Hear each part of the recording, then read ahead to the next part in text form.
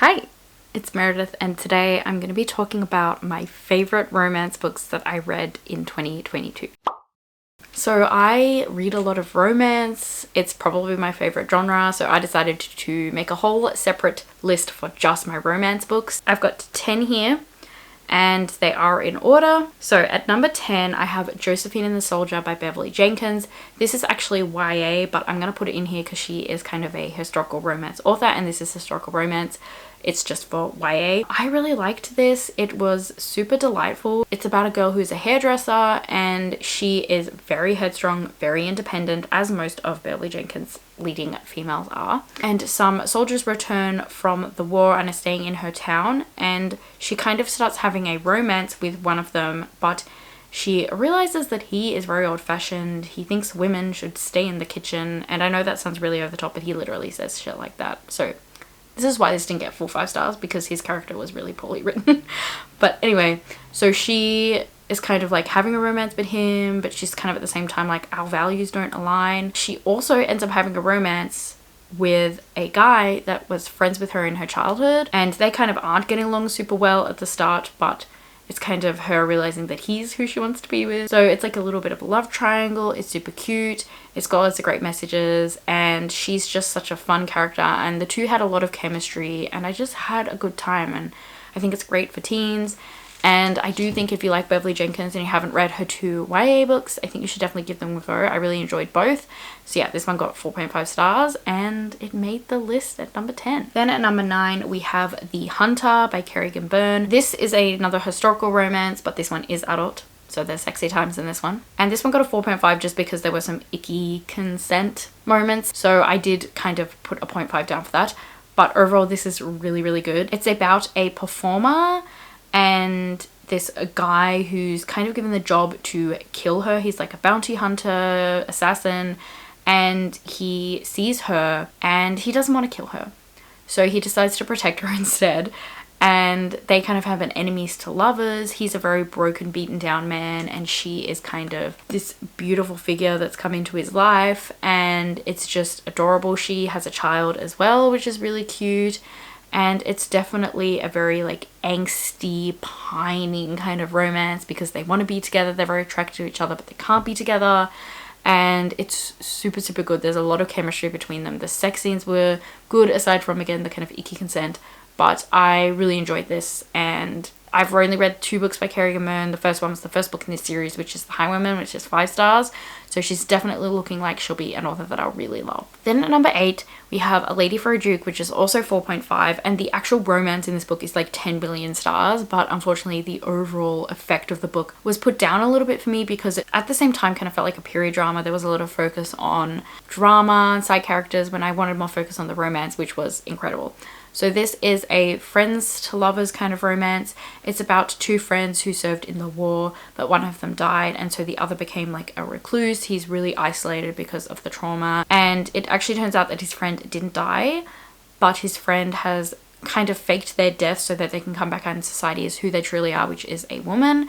And so it has a trans female in it, which is awesome, and she ends up coming back to the town in hopes that she can help him kind of live his life a little bit, get out of his, room and learn to live a little bit with the horrors that he's experienced. And at first, the friend doesn't know who she is. And it's just this really beautiful friends to lovers. It's about comfort. It's about trust. It's about finding someone who loves you for who you are. It's such a hopeful, beautiful story that is so impactful and huge.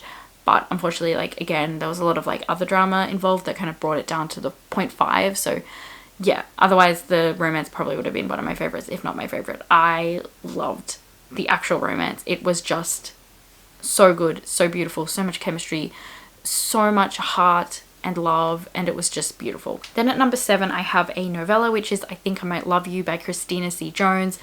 This took me by surprise.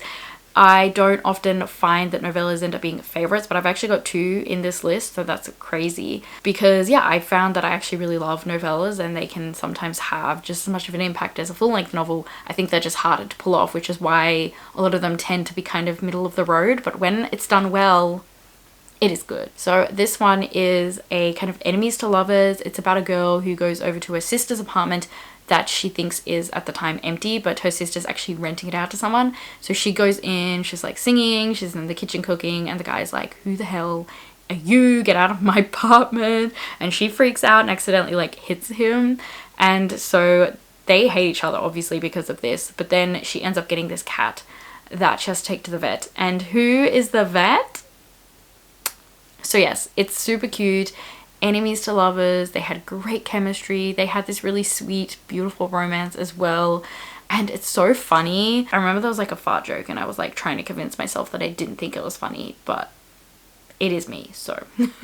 Then at number 6, we also have the other novella, which is A Lady's Desire. And this is a sapphic historical romance. I read this for the historical romance readathon, so I'll link that video if you want to see. And this is a also kind of old friends to lovers. So there were these two chicks that were best friends and they both kind of liked each other, but obviously with the time period, you know, that wasn't something they could really safely act on when they were young.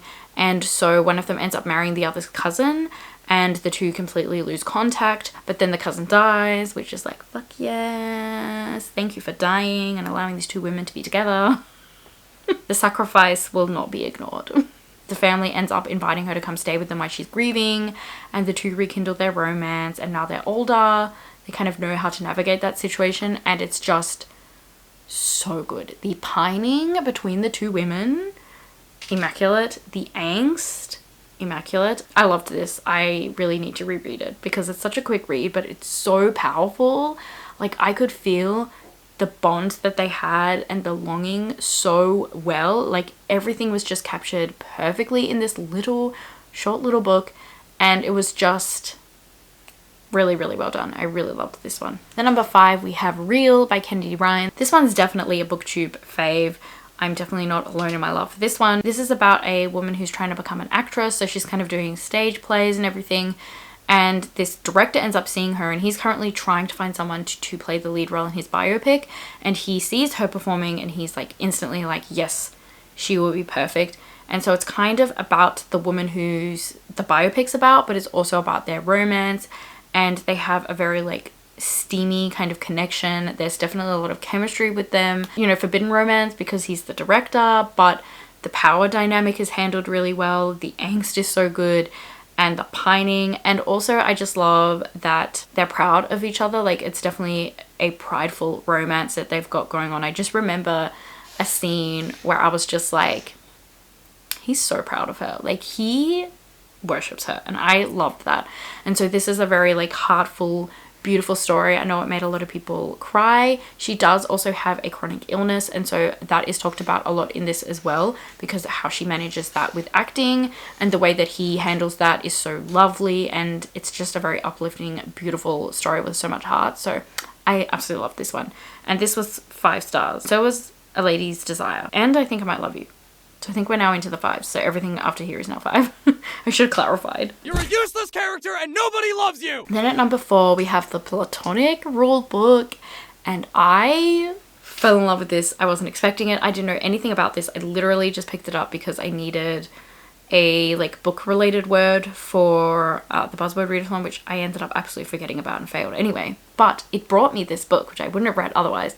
And this is a friends to lovers male romance. It's about a man who has gotten a divorce, and it's kind of been like him and his wife and this other guy that have been best friends for years and years and years, and they kind of all run this inn together. The ex-wife has decided that she wants to kind of give it to him to run. She kind of wants out, and so he is being trained by the best friend. Their chemistry between these two is insane. I was getting so many butterflies. I wanted to cry. I wanted to scream. The desire they had for each other, like, was just off the charts, and they were so cute together. They fit so well together. They felt perfect together. It just felt like they were always meant to be together, but the timing and the past probably wasn't right, and like it was the right time now. And I just fell so in love with these characters, this story, second chance at love, and it was just so sweet. And yeah, some of the best chemistry I read in a book this year. It was off the charts. This next spot I have for 2 books in one series because I cannot choose between the 2, because it feels like deciding between your children, which is your favorite, and we all know that doesn't end well.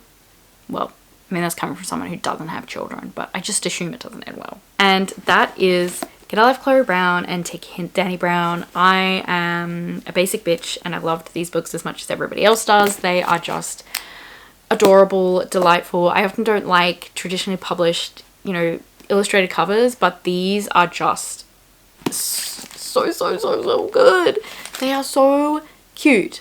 I just cannot deal with how delightful and cute and heartfelt these are. That's the word. I always use the word heartfelt, so I'm getting really annoying with that, but that's just the word to describe these.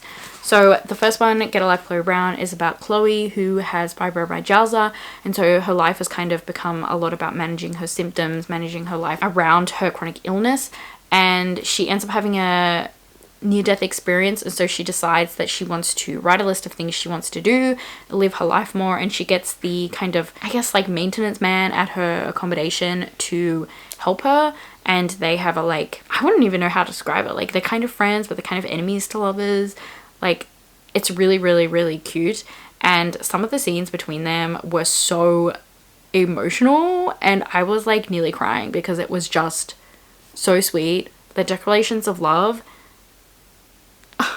And then Take a Hint, Danny Brown. Probably, if I had to pick my favorite of the two, I loved this so much. It's fake dating, and that's not one of my favorite tropes, but it works so well in this.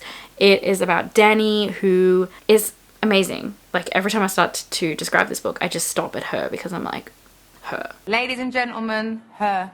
She every day buys a coffee for a security guy at the uni that she works at. When she gets her tea, she gets him a coffee, and they kind of have this banter. And he is like in love with her, but she's kind of just like meh. She's actually just gone through a bit of a tough breakup, and they end up fake dating because there is a fire drill, or a fake fire drill at the uni, but she doesn't know, and so she panics, and so he helps her out of the building because she gets stuck in like an elevator, and so they explode online, and he has a non-profit charity that he thinks this is going to be really good for with their publicity, so they fake date to help him with that.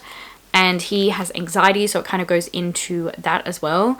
And there's just so much going on with this. It is just, there's so much heart in both of these. They're just beautiful, heartfelt, funny. There's just two characters that fit together perfectly, and their declarations of love are so sweet, and it's just so honest. And I feel like the third act breakups in these are so good because they're so realistic, and it's kind of, it's like annoying, but at the same time it makes sense. It's not just this stupid thing that's been made up to make a conflict. Like, it feels like organic to the characters. It's something that we can relate to. They're just delightful and sweet and adorable and funny and charming, and I could go on for days and days and days and days because I just love these. So I really need to get to Eve so I can complete the trilogy and then cry because it's over. But I think Eve is going to knock it out of the park for me. I think Eve's going to be the one I really love because I'm one of three sisters and I'm the youngest, and just her energy so far has literally been me because she sounds really bratty and annoying. So number 2 is going to Stolen Air by Sophie Lark. Was not expecting to love this as much as I did. I thought I would like it, but love a captive? Honestly questioning what's wrong with me. It's actually made me kind of have a crisis, but it was so good. So this is a mafia romance. It's kind of like a Beauty and the Beast retelling in a way. So it is this guy who's got a really traumatic past. He's got the dark past going on. He was just an ordinary dude, and then his sister ends up being treated very terribly. I won't go into detail, but she has a really horrific experience with some people in the mafia, and she ends up taking her own life as a result of this. And so he ends up joining the mafia so that he can, in a way, stop this from happening again, or he can save other people, or he can get revenge in a way. So he decides to join because of that. And he ends up being in a situation where he is keeping this girl captive who is from another mafia family. And like, she's not like chained up, she's in the house, but they have this really strange taboo romance. They're very attracted to each other, and despite the circumstance, it's really, really nice. Obviously a little bit of Stockholm Syndrome there, but I don't know, there's just something about taboo books that when done well, like, they're not so taboo that you're like, ugh, but like done in a way where it's like if this happened in real life, absolutely not. But in a book exploring this weird taboo topic that for some reason I enjoy, yes, it's fine. So I don't know, they had a lot of chemistry. There was just this sexual tension that was just palpable, and there were just so many scenes where I was just like clenching. Not in a sexual way, that sounded really creepy, but like from the intensity of their romance, like they would just be looking at each other and I'd be like, what's gonna happen? So it was just superb, beautiful, amazing, again having a crisis over it, but I loved it, and it's number 2, so who knows, I could like anything at this point. Is that a challenge? And then my number 1 book, which if you've watched some of my videos you will be able to guess. I can't believe that the top 2 are both taboo. This one's less taboo, but it's still pretty taboo. Who am I? The book is, of course, we didn't expect any less. It's been a long time since a book has made me get like the butterflies to that extent. Like I think this and the Platonic Rule book definitely had the most like visceral reaction in me. You know how you read some romances and you get like the butterflies and like the body shivers, you know what I mean? Does anyone else get that, or am I just weird? That's what I really look for in romance. I can still really love a romance without that, but when I get it, fuck, it's a good book. So this, pretty much all the time I felt like that. I don't know what it is. Like I read it quite a while ago now, and I don't even know how she did it. I'd have to reread to actually be able to tell you like what's going on that made this so good.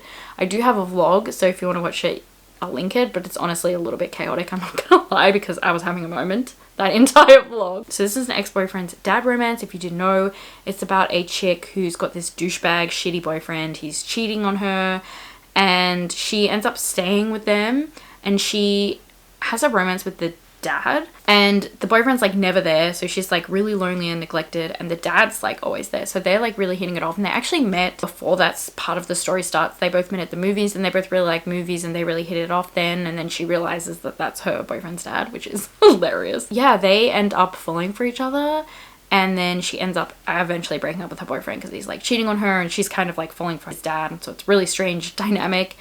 And it's such a like beautiful romance about these two lonely people finding something incredible with each other despite the weird circumstance. The sexual chemistry, I cannot deal. This book does things to me which are apparently very strange, but I just love it. It's just so perfectly set up. I think that she took a taboo subject and she made it beautiful. She really pulled it off. I just think that they have a beautiful connection. It's this lovely romance. It's about two people in a weird circumstance finding like perfection with each other, and there's so many good lines. There's also so many funny parts. This is my favorite romance very easily. I loved it. I'm trash for this book. Also, thank you and shout out to Sasha for buying me this for Christmas.